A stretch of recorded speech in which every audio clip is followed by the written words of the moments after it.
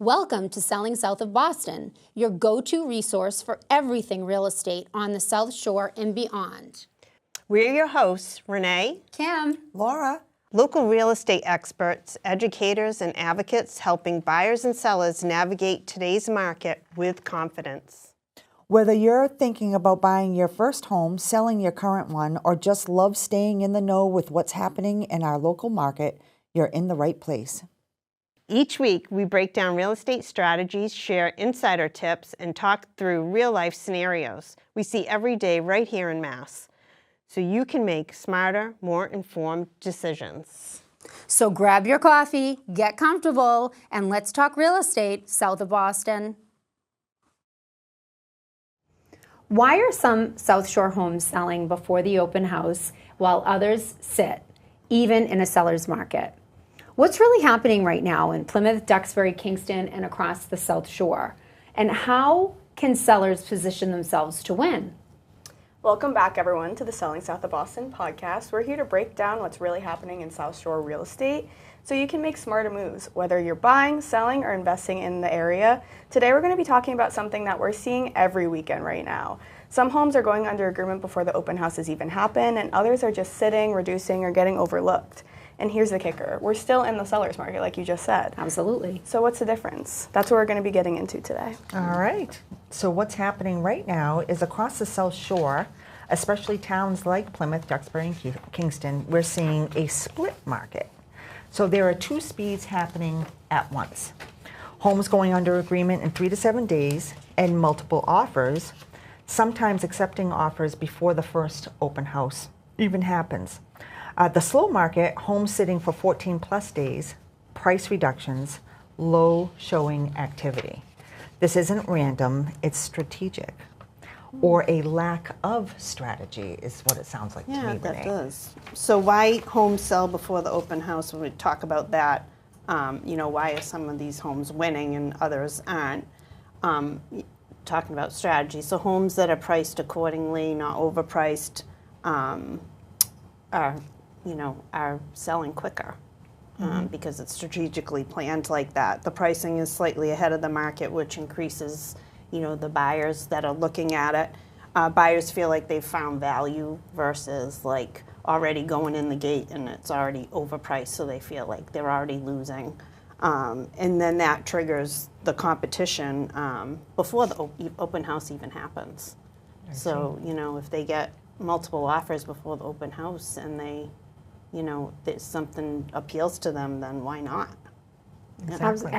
Absolutely, because we also know that depending on if they have financing or not, an appraiser is going to have to come in. So there's really, unless you have a true cash offer and something like completely unique, we know that there's really just going to be a ceiling, Right. based Right. on the homes that we normally see here in Plymouth Right. County. Right.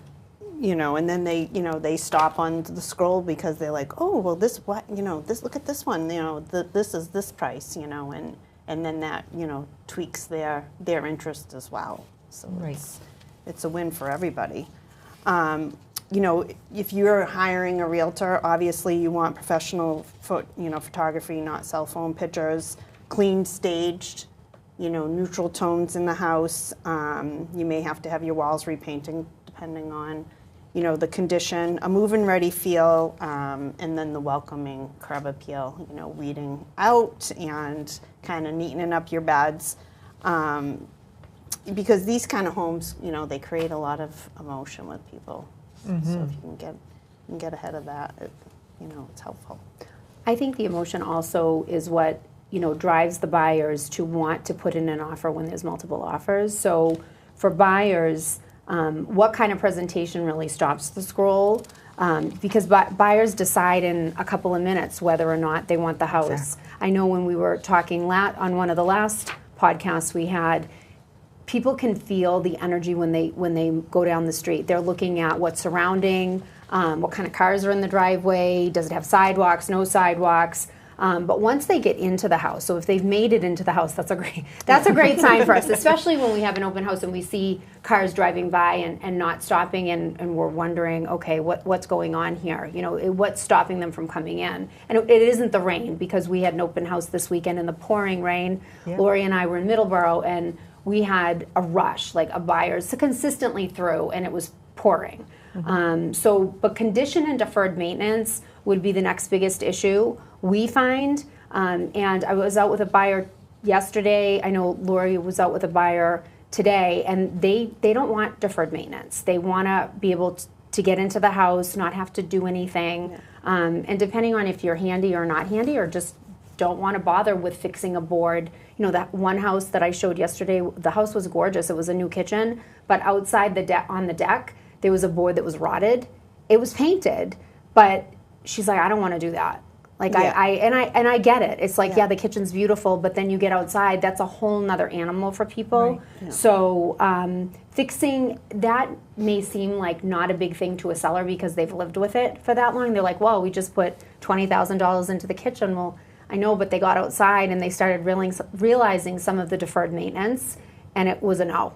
It was we can't do this. So that also brings homes to longer days on market because buyers today want convenience. I know for all of us, you know, not only being women, but we wear a lot of different hats.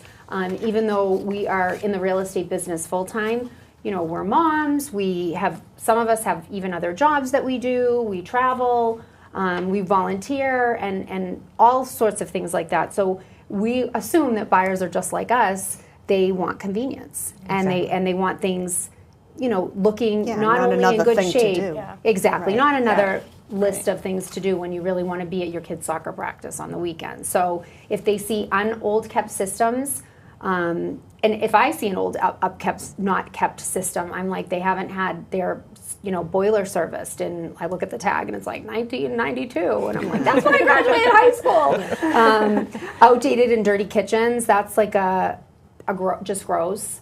If you're not a good cleaner, the one good thing is just invest in a cleaner to come in. It's not really that expensive, honestly. It might cost you $250 to have a good cleaning. Visible repairs or even small items that could be easily addressed prior to listing a home. And that's kind of where we come into with our smart plan, our Selling South of Boston smart plan, to kind of point out those things that could be easy fixes. Because buyers are either going to skip your house or expect a deal, especially if it's been sitting for longer than 2 weeks. And if the price doesn't reflect that, your home's going to sit. Yeah, definitely. Yeah. Another mistake we're seeing a lot is overpricing. And just that the market's really sensitive right now, and buyers are really payment conscious. Like we were saying, they're scrolling, they're going to see what a home looks like on a scroll. If they see the price and they think that it's not worth that, they're just going to scroll past it, or they're going to go to chat. I know we were talking about chat a little earlier. They're going to go and they're going to ask, is this a good price, or can I get something else? And they're going to compare everything with online AI tools or just online social media. So they're going to watch the price reductions, and if a home's overpriced, they're just going to scroll right by or not pay any attention to it at all. Right. Yeah. Move on. I feel that when we give pricing too, we usually give a range, and we explain why the range is. At the end of the day, it is up to you to decide. But we do have buyers and buyer agents come into our open houses sometimes and they'll ask, or we've heard them ask, is this price seller driven?